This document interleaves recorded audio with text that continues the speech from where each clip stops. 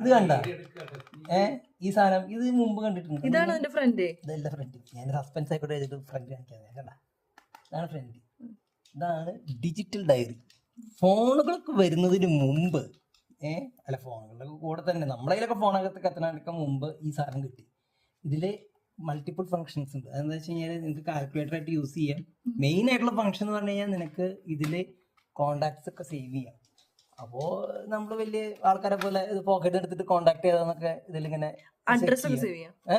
എല്ലാം സേവ് ചെയ്യാം. Address save കണ്ടോ, കീപാഡ് കണ്ടില്ലേ, കീപാഡ് ഇത് അവിടെ ഫംഗ്ഷൻസ് കൊടുത്തിട്ടുണ്ട്. ടെലിഫോൺ ഡയറക്ടറി പോലെ യൂസ് ചെയ്യാം. പിന്നെ മെമ്മോ നോട്ട്സ് ഒക്കെ എഴുതി വെക്കാം. ടു ഡു റിമൈൻഡർ, അതിന്റെ alarm, calculation, normal calculator, conversion.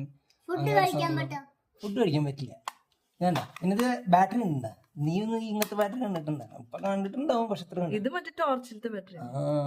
അതന്നെ ബാറ്ററി, വലിയ 3 ബാറ്ററി. ഇതും ഇതുപോലെ കുറെ യൂസ് ചെയ്തിട്ടുണ്ട്. പക്ഷെ അപ്പോഴേക്കൊക്കെ പിന്നെ ഫോണുകളൊക്കെ വന്ന് സെറ്റ് ആയി തുടങ്ങിയപ്പോഴേക്കും പിന്നെ ഇതിന്റെ ആവശ്യം ഇല്ലാതെ പിള്ളേർക്ക് ഇത് കാൽക്കുലേറ്റർ ആയിട്ട് കൊണ്ടുപോകും ചെയ്യാം. ഇതുപോലെ സ്കൂളിലേക്ക് പോകും. ഒരു താങ്കി കൊണ്ടുപോകാൻ സമ്മതിക്കില്ല.